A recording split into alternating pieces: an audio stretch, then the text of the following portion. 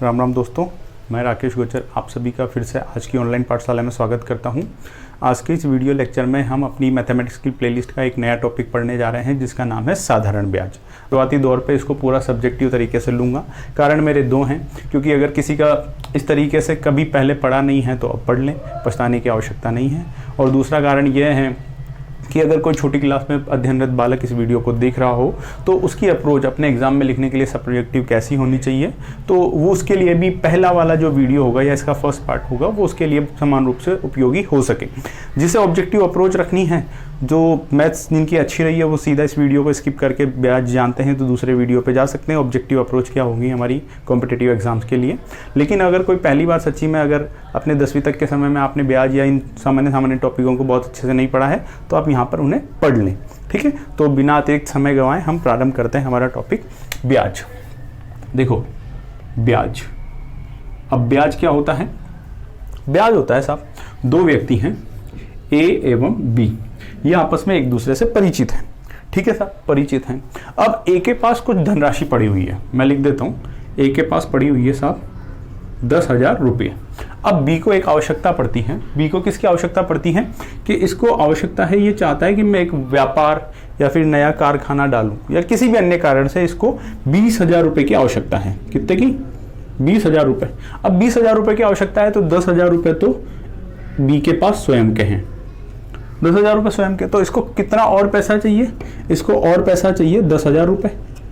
10,000 रुपये खुद के थे लेकिन जरूरत है 20,000 रुपयों की, तो 10,000 रुपये कम पड़ रहे हैं। अब इसको पता लगा कि यार बी ए के पास 10,000 रुपये पड़े हुए हैं और ए अपने मिलने वाला है, तो क्यों ना मैं उस ए से वो 10,000 रुपये ले लूँ, अपना काम चला लूँ, कुछ समय बाद जब मेरे पास आएंगे मैं उसे लौटा दूंगा। ठीक है साहब, ये एक दूसरे के परिचित है, इसको विश्वास है कि ए बी को पैसे दे देगा। बी जाता है ए के पास, ए से बोलता है मुझे तेरे 10,000 रुपये दे दे, मैं फलाना ढिमकाना मतलब 2 महीने बाद 10 महीने बाद तेरे को वापस रिटर्न कर दूंगा। तो ए बोलता है कि ठीक है, मैं अपने 10,000 रुपये तुम्हें दे दूंगा। लेकिन अब आप सोचो कि अगर ए अपने 10,000 रुपये दे देता है तो बी का काम हो गया 20,000, क्योंकि 10,000 स्वयं के पास थे, 10,000 ये यहाँ से ले आए। अब इसका काम हो गया, इसने कोई कारखाना या व्यापार स्टैब्लिश किया, स्थापित किया, तो ये तो पैसा कमाना शुरू हो जाएगा। लेकिन अगर एक तरीके से देखा जाए, मैं पार्टनरशिप में की तरफ जा रहा हूँ, लेकिन चूंकि इसने पार्टनरशिप नहीं रखी है, दोनों का इक्वल अमाउंट था, तो जो प्रॉफिट होगा उसमें ए को आधा जाना चाहिए।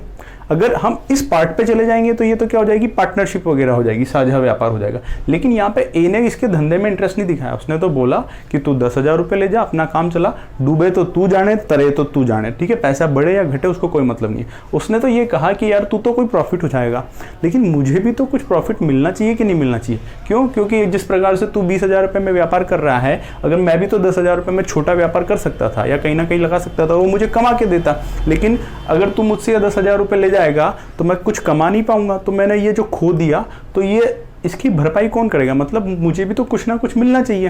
तो इनके बीच में एक समझौता होता है। इनके बीच में समझौता क्या होता है कि इसके एवज में तू मुझे हर महीने कुछ धनराशि देगा, जिसको हम बोलते हैं ब्याज। मतलब मैं इस पैसे की वजह से अपना पैसा व्यापार में नहीं लगा पाया, कुछ नहीं कमा पाया, तो तुझे को जहां लगाना है लगा, और तू मेरे को कुछ फिक्स, मेरे को एक पैसा देता जाएगा, जिसको हम बोलेंगे ब्याज। अब ये ब्याज क्या है? ये ब्याज जब शुरू में निर्धारित हुआ था, जो परसेंटेज है, परसेंटेज किस पे निर्धारित होती है? सेंट पे, प्रतिशत, 100 पे निर्धारित होती है। ये कोई हमने आज 10-15 सालों पहले इसका आविष्कार नहीं किया, ये सदियों पुरानी चली आ रही है। ये प्रति सैकड़ा पहले से बहुत पुराना चला आ रहा है। गणित कोई 10-15 सालों की खोज नहीं है, सदियों से चला आ रहा है। पुराने लोगों का इतिहास हमें या फिर उनकी किताबें हमें मिलती नहीं है, इसलिए हम कई लोग ऐसा समझते हैं कि ये आज ही की देन है। ठीक है, तो इनके बीच में क्या तय होता है कि साहब अपन ना 3 रुपया सैकड़ा का ब्याज तय करते हैं, 3 रुपया प्रति सैकड़ा।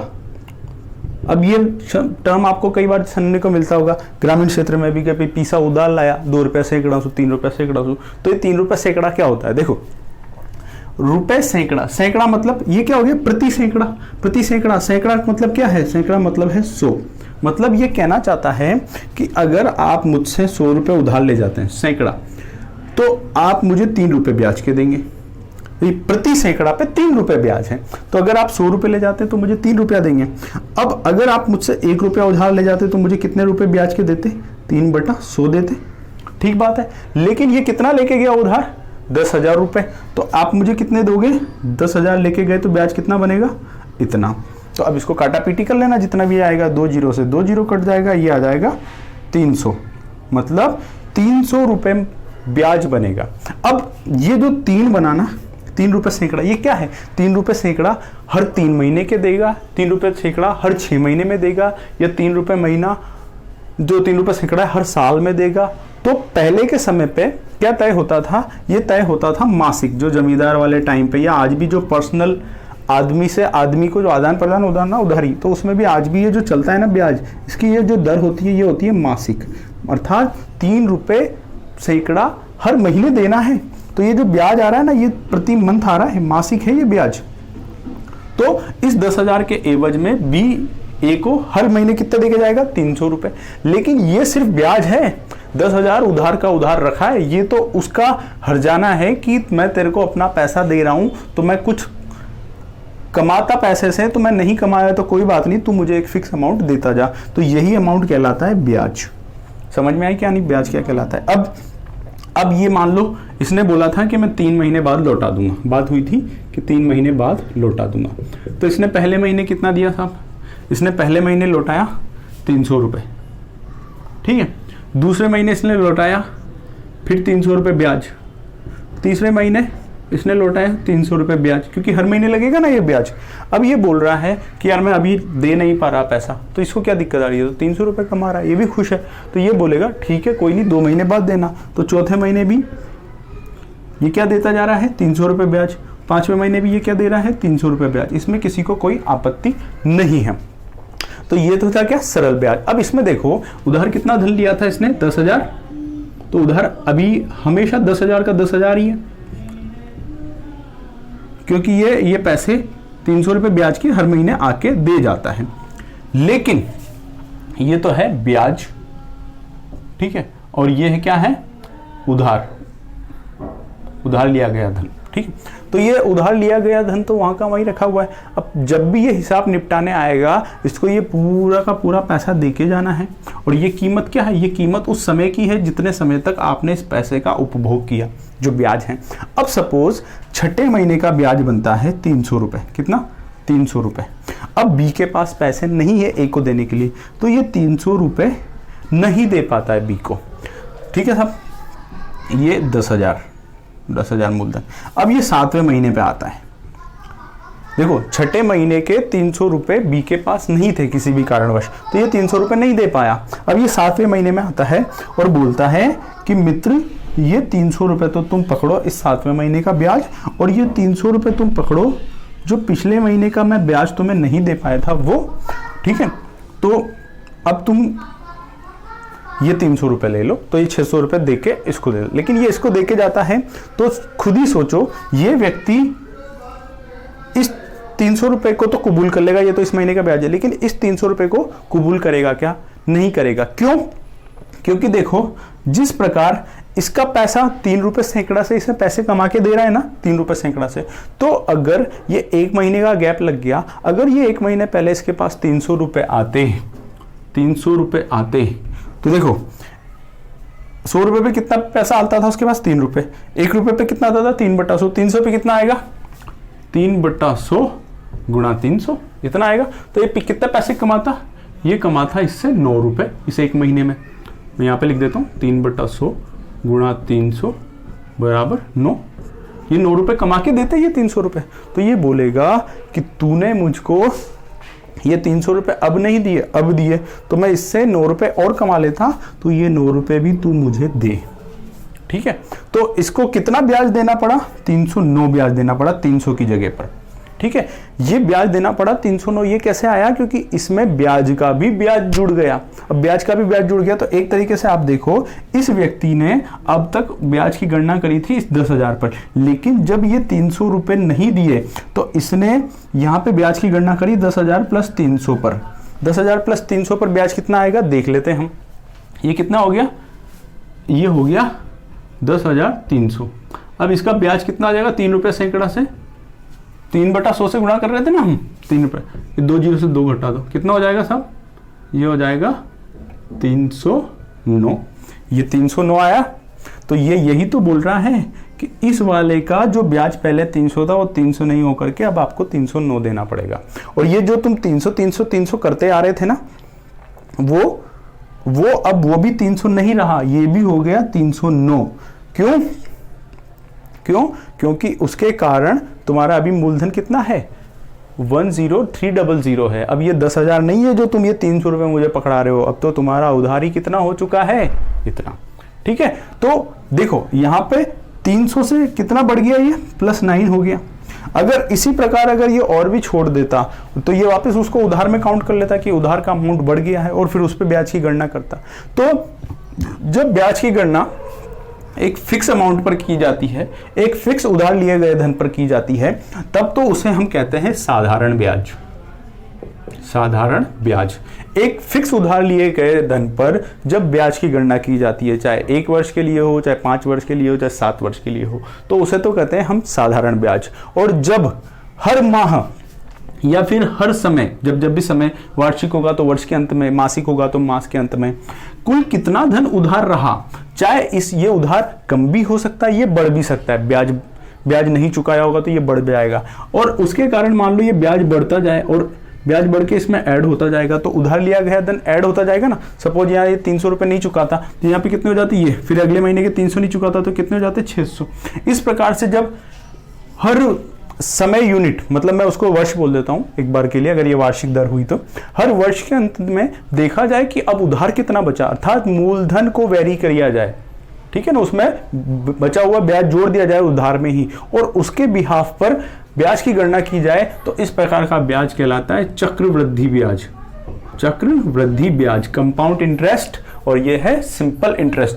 उम्मीद करता हूं आपको समझ में आया होगा कंपाउंड इंटरेस्ट क्या है, सिंपल इंटरेस्ट क्या है, सरल ब्याज क्या है, चक्रवृद्धि ब्याज क्या है, समझ में आ गया। अब ये चक्र कौन सा है, ये चक्र वो वाला है समय वाला। अगर ये मासिक गणना हो रही है, हर महीने हो रही है, तो हर महीने इसको देखेंगे हम कितना है भाई ब्याज चुकाया कि नहीं चुकाया। अगर ये छिमाही है तो हर 6 महीने में देखेंगे, त्रिमाही है तो हर 3 महीने में देखेंगे। तो ये वाला चक्र है, ये वो समय का चक्र, कितना टाइम ड्यूरेशन में आपको उसकी गणना करनी है। और वृद्धि, चूंकि ब्याज नहीं दिया जा रहा तो ये ब्याज जुड़ता जा रहा है, और फिर अगले में और जुड़ेगा तो और प्लस हो जाएगा, अगले में और प्लस हो जाएगा, और अगले में और ज्यादा प्लस हो जाएगा अगर आप नहीं चुकाएंगे तो इसमें ब्याज का भी ब्याज लगता जाता है। तो यही चक्रवृद्धि ब्याज कहलाता है, कंपाउंड इंटरेस्ट कहलाता है। कंपाउंड का अंग्रेजी में भी मतलब वही होता है कि एक के बाद एक जोड़ते जाना, ठीक है। तो ये एक तरीके से मैं कह सकता हूं कि जिसको अंडरस्टैंडिंग नहीं थी तो साधारण ब्याज और चक्रवृद्धि ब्याज में क्या अंतर होता है ये हो गया।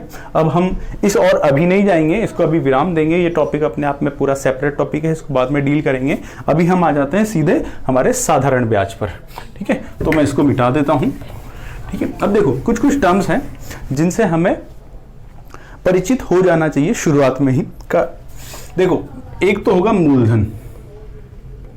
मूलधन उधार लिया गया या किसी के द्वारा उधार दिया गया, ये होगा मूलधन। इंग्लिश में इसको बोलते हैं प्रिंसिपल। मैं पी से रिप्रेजेंट करूंगा, नोट करूंगा जहां जहां मुझे आवश्यकता होगी।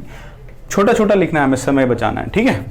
एक होता है रेट ऑफ इंटरेस्ट, ब्याज दर।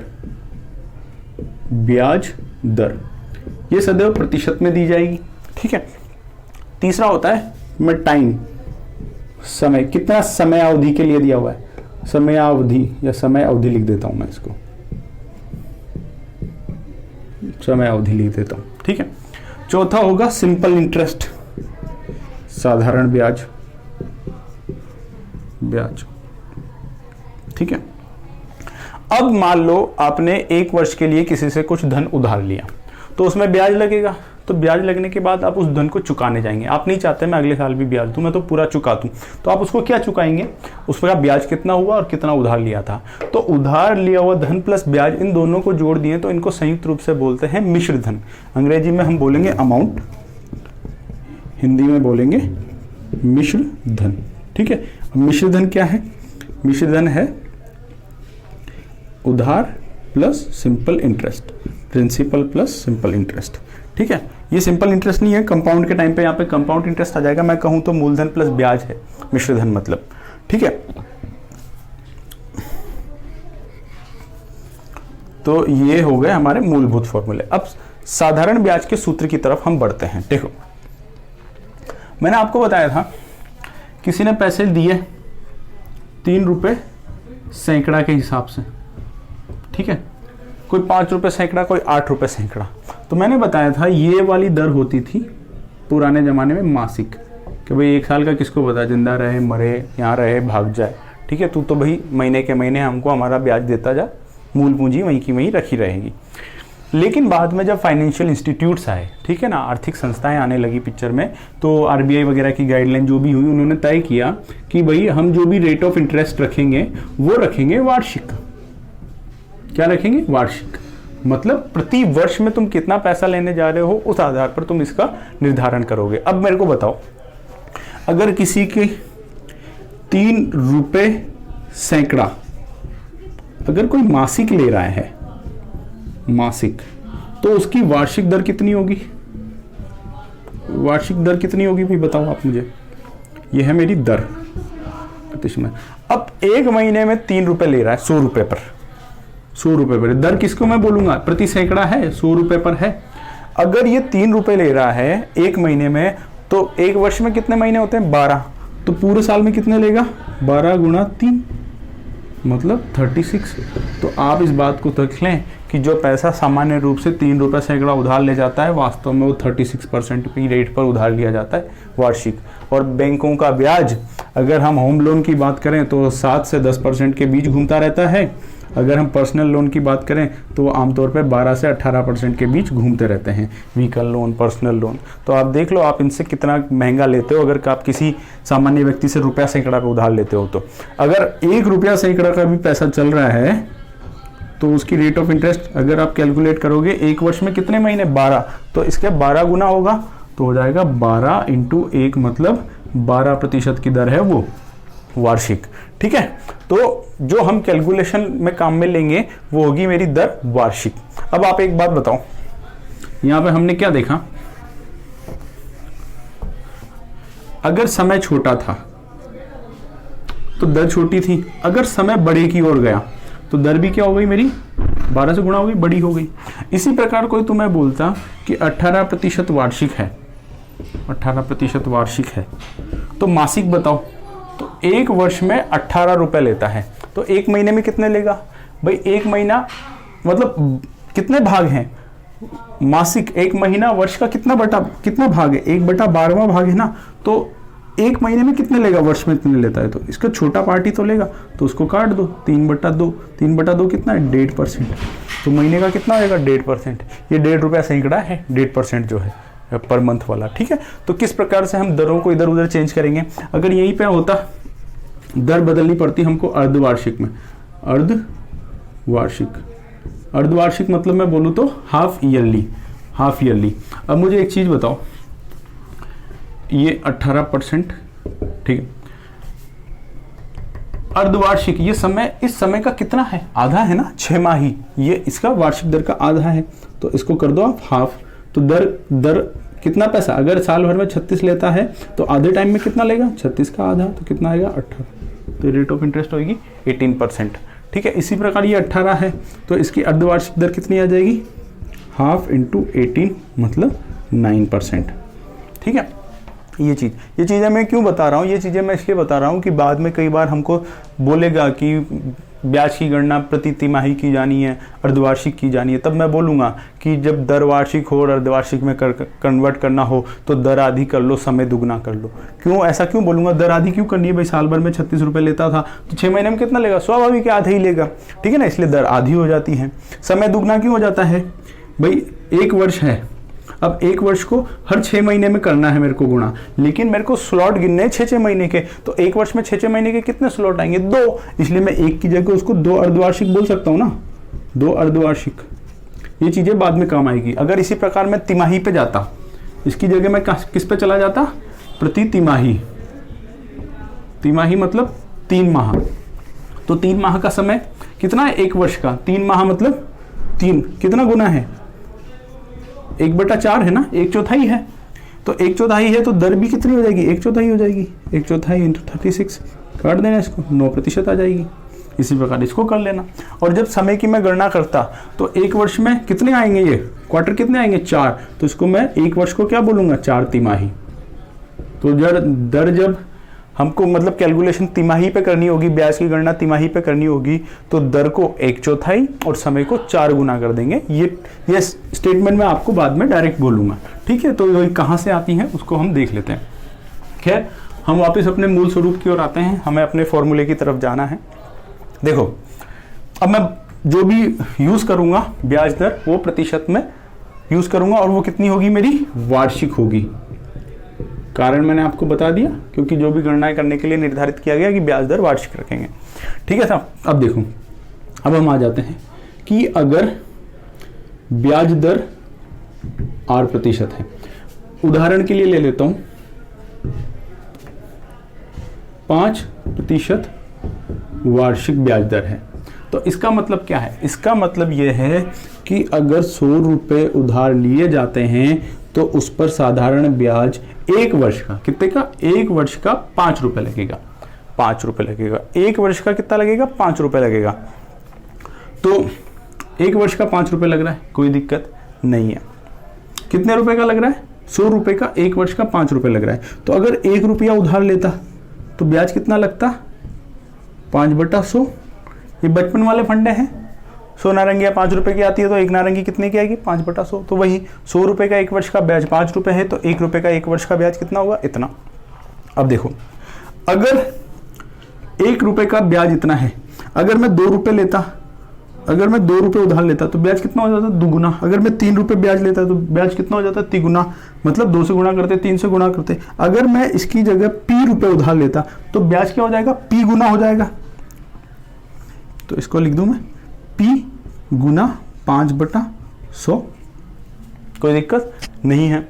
अब ये सारा का सारा ब्याज की गणना जो हो रही है, ये किसकी हो रही है, प्रति वर्ष की। अब ये 1 साल का ब्याज है, अगर 2 साल के लिए पैसे लेता मैं, ये दुगुना हो जाता, इस साल भी 2, अगले साल भी 2, ये 2 हो जाता। अगर 3 साल के लिए लेता तो ये 3 गुना हो जाता। अगर टी टाइम के लिए लेता तो ये टी टाइम गुना हो जाता कि नहीं हो जाता, टी टाइम्स हो जाता। तो यही वाला जो है ये मेरा सरल ब्याज का सूत्र है। अब ये 5 क्या है, मैंने उदाहरण लिया 5%। ये 8 होता तो हर जगह 8 आता, ये 9 होता तो हर जगह 9 आता। मैं 8% लिख रहा हूं तो हर जगह क्या आ जाएगा, आर आ जाएगा, आर आ जाएगा। ये जो आया यही है हमारा सिंपल इंटरेस्ट का फॉर्मूला, क्या, P × R × T/100, जहां आपकी दर वार्षिक है और समय वर्षों में है। वर्षों में मतलब 6 महीने हैं तो 0.5, 1/2 वर्ष लिखना है, ठीक है ना। 1 साल 6 माह है तो उसको 1.5 वर्ष लिखना है, आपको वर्ष में कन्वर्ट करके लिखना है। यहां तक कोई आपत्ति नहीं है। तो सरल ब्याज के सूत्र पर हम आ चुके हैं। सरल ब्याज का सूत्र कहां से आया था। अब आ जाते हैं हम हमारे सीधे सीधे सवालों पर। अब ये तो सरल ब्याज की गणना हो जाएगी, और मिश्रधन किसको बोलेंगे हम, मूलधन प्लस ब्याज को मिश्रधन बोलेंगे। तो अब इसके कुछ सवालों पर आएंगे, लेकिन उससे पहले इसके बिगड़े हुए रूप देख लेते हैं सूत्र के। हो सकता है आपको कई सारी किताबों में इस प्रकार देखने को मिले। इसको फटाफट याद रखने के लिए कई लोग इस प्रकार भी याद रखते हैं, PRT/100, ठीक है। जैसे भी याद हो जाए कर लो, ठीक है ना। हिंदी वाले विद्यार्थी जिनका पुराने अपने समय में बढ़िया से रटा होता है, मूलधन गुणा दर गुणा समय बटा 100, जैसे भी आपको याद हो जाए, सहजता हो जाए, वैसे याद रख लो, ठीक है। अब कभी मान लो आपको इसमें सरल ब्याज याद करना, तो सरल ब्याज में आप तीनों को गुणा कर दो, 100 का भाग दे देंगे। अब कोई बोलेगा सर मुझसे दर पूछ ली, तो इसको उल्टा पुल्टा करो। तो मेरे को दर देखो, SI इंटू ऊपर ले जाओ उसको 100 बराबर P × R × T।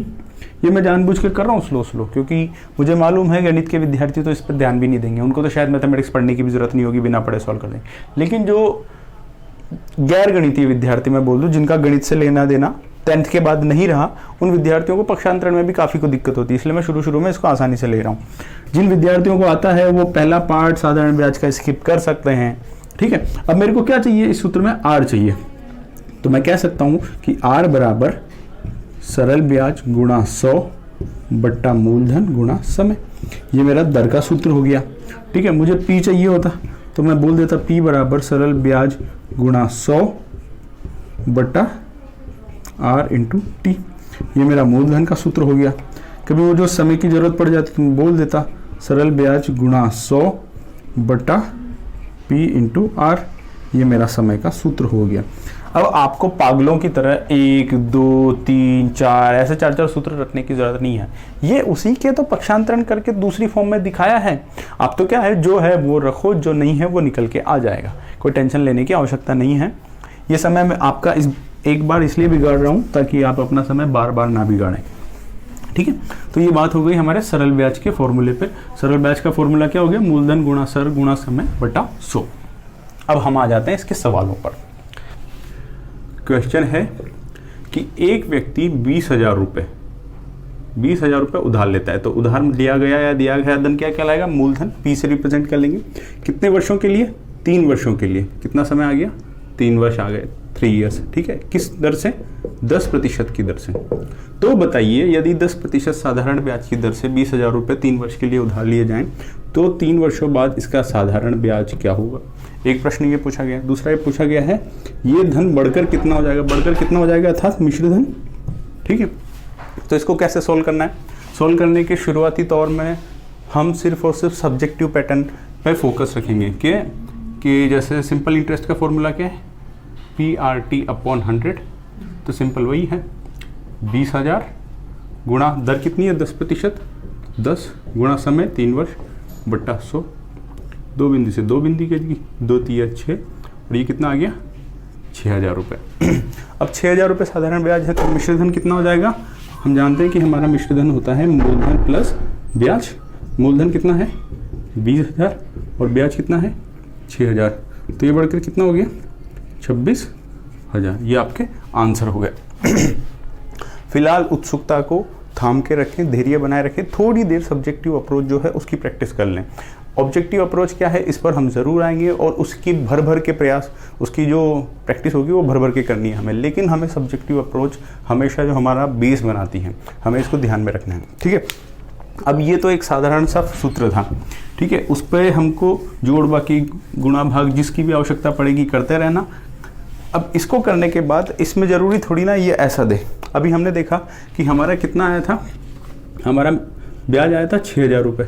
तो हो सकता है आपसे ये कि अगर किसी धनराशि को उधार दिया जाए 10% वार्षिक साधारण ब्याज की दर से 3 सालों के लिए, तो उसका ब्याज अगर 6,000 रुपये होता है तो बताइए वो राशि क्या होगी? ऐसे भी पूछ सकता है। इसमें क्या करना है? यहाँ पे 6,000 रख दोगे, पी पता नहीं है, आर और टी पता है, ये निकल के आ जाएगा, कोई दिक्कत नहीं है। कुछ भी दे सकता है, यहाँ पे 20,000 दे देगा। ठीक है, दर पूछ लेगा, सब एक ही फॉर्मूले के कमाल है, उठा पटक करनी है।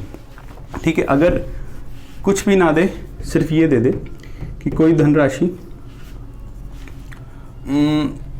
इसको भी हटा देते हैं हम, कुछ नहीं दिया उसने आपको ये दिया है कि कोई धनराशि 10% साधारण ब्याज, 10% वार्षिक साधारण ब्याज की दर से 3 वर्षों में बढ़कर कितनी हो जाती है? 26,000 रुपये। तो बताइए वो धनराशि क्या होगी? अब इसकी सब्जेक्टिव अप्रोच क्या होगी साहब? अब इसकी सब्जेक्टिव अप्रोच होगी, आप सीधा सीधा ये तो नहीं कर सकते, इस फॉर्मूले में ए तो है नहीं, ए कैसे लगाओगे? ए लगाने का क्या तरीका है? हम जानते हैं मिश्र धन हमको दिया हुआ है, ए हमको दिया हुआ है, और ए बराबर क्या होता है? मूलधन प्लस साधारण ब्याज, जानते हैं हम। अब ये कितना है? 26,000। मैं मान लूँ कि वो धनराशि जो बढ़ के 26,000 हुई है वो उसकी वैल्यू x है या p है, x मान लेता हूँ, आदत पड़ी हुई है इसलिए और कुछ नहीं। तो उसका साधारण ब्याज कितना होगा? PRT/100। p की जगह क्या है? x, r की जगह क्या है? 10, t की जगह क्या है? 3 वर्ष बटे 100। कोई दिक्कत नहीं है, 1 0 से 1 0 कट गया। अब इसको जोड़ लो, 26,000 बराबर, ये इधर आएगा तो कितना हो जाएगा? 10x प्लस 3x बटे 10। तो कितना हो गया ऊपर? 13x। मैं इसको इधर लिख दूँ क्या? 13x बटे 10 बराबर 26,000। तो x बराबर कितना हो जाएगा? 10 बटे 13 गुणा 26,000।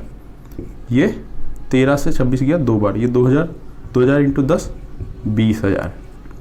तो इस प्रकार से भी प्रश्न आ सकता है। ये हमारी सब्जेक्टिव अप्रोच है। सब्जेक्टिव अप्रोच पे हमें थोड़ी देर फोकस रखना है, क्योंकि कई बार डायरेक्टिव हम जो ऑब्जेक्टिव को हल करने के तरीके होते हैं उन पर चले जाते हैं, और प्रश्न की इबारत अगर थोड़ी सी भी इधर उधर आ जाती है कि आपका वो जुगाड़ फिट नहीं हो पाया तो तोते उड़ जाते हैं। और अगर ये सवाल 1 नंबर का या 2 नंबर का भी हुआ तो 1 या 2 नंबर बहुत मायने रखते हैं।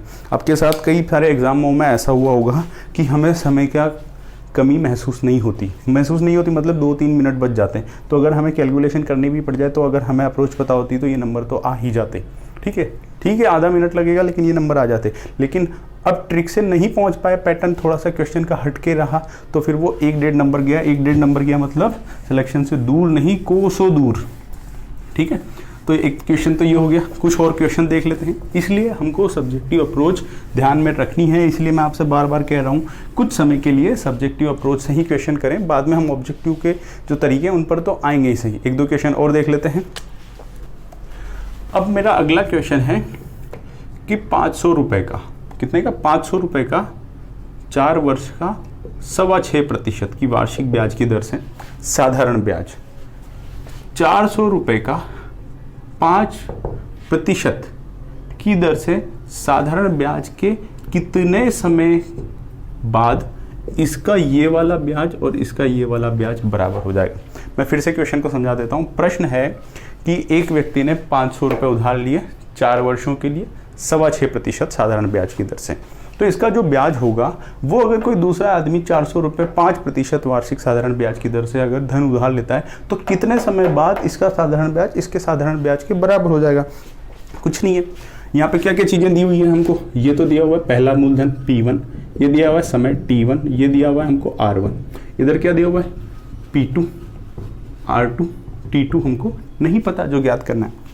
वो क्या बोल रहा है कि कब साधारण ब्याज पहले का दूसरे के साधारण ब्याज के बराबर हो जाएगा। कर दो, सिंपल इंटरेस्ट ऑफ 1 बराबर सिंपल इंटरेस्ट ऑफ 2।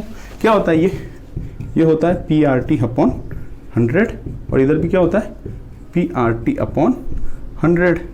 अब इधर 2 वाले के हैं तो सब जगह 2 कर दो, इधर 1 वाले के हैं तो सब जगह 1 कर दो, इनकी वैल्यूज रख दो। इधर क्या है P 500 गुणा दर कितनी है साहब 6.25%, 6.25 इंटू समय कितना है 4 वर्ष 4/100, और इधर कितना है 400 इंटू 5 इंटू T2 तो ज्ञात करना ही है /100।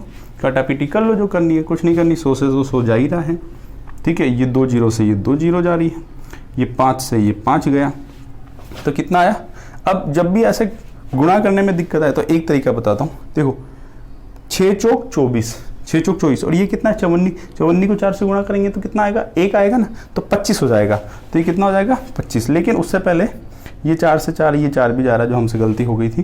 तो T2 बराबर कितना आ गया 6.25, तो T2 बराबर आ गया 6.25 ईयर्स। अब हो सकता है आपको जो ऑब्जेक्टिव के ऑप्शंस होंगे उनमें 6.25 ईयर्स नज़र ना आए, तो 6 तो हो गए ईयर्स, और ये 0.25 जो ईयर्स हैं ये माह के रूप में नजर आए। तो 0.25 ईयर्स मतलब इसको मैं बटा में बदल लूँ तो 25/100 मतलब 1/4 साल। 1/4 साल मतलब एक साल में कितने 12 महीने, तो 1/4 में कितने महीने हो जाएंगे इंटू 4, 3 महीने हो जाएंगे। तो हो सकता है कि आपको विकल्प में 6 साल 3 महीने नजर आए। तो आपको ये चीज़ें भी आराम से, इनकी प्रैक्टिस बहुत भर के होनी चाहिए। प्रैक्टिस भर के होनी चाहिए मतलब एक गुणा भाग करने की जरूरत ना पड़े। 54 है तो आप खुद देख के बता दो 6 साल 3 माह, ठीक है ना, 1/4 है, 1/4 हिस्सा है। तो ये सब्जेक्टिव अप्रोच थी। सब्जेक्टिव अप्रोच कुछ खास ही नहीं है। मैं सिर्फ और सिर्फ आपको सब्जेक्टिव की प्रैक्टिस इसलिए कराना चाहता हूँ कि कई बार क्वेश्चन इस प्रकार के होते हैं कि आपकी जो तरीके होते हैं ऑब्जेक्टिव अप्रोच के वो उनमें फिट नहीं हो पाते। कई बार ऐसे क्वेश्चन आ जाते हैं और बालक खूब सारी प्रैक्टिस करता है, जो खूब क्वेश्चनों को हल करता है और फिर वहाँ पे जाके अटक जाता है, और ये वाले क्वेश्चन आपको सिलेक्शन से काफ़ी दूर ले जाते हैं। तो अगर आप कभी ऐसे धर्म संकट में पड़ जाएं तो आपको उसकी जो वास्तविक अप्रोच थी उसका भी अगर आभास होगा तो थोड़ा सा समय भले ही ज़्यादा होगा लेकिन अपने हक के अंक आप ज़रूर ले पाएंगे। तो मैं उम्मीद करता हूँ कि आप मेरे कहे पर अमल करेंगे और थोड़ा समय इसके सब्जेक्टिव जो अप्रोच है, जो ओरिजिनल तरीका है जैसे बच्चे किया करते थे, उस तरीके से कुछ एक प्रश्न इसके कर लें। क्योंकि बाद में अगर जब हम ऑब्जेक्टिव का तरीका देखेंगे तब आपको कहीं कहीं लगेगा कि ऑब्जेक्टिव का तरीका फिट नहीं हो रहा, तो आप सब्जेक्टिव अप्रोच आपके हाथ में हमेशा विकल्प रहेगा। तो आप तब तक अभ्यास कीजिए। अगले लेक्चर में हम जो साधारण ब्याज के जो ऑब्जेक्टिव क्वेश्चंस को करने के लिए जो अप्रोच होगी उस पर अपना ध्यान केंद्रित करेंगे। तब तक के लिए जय हिंद, जय भारत।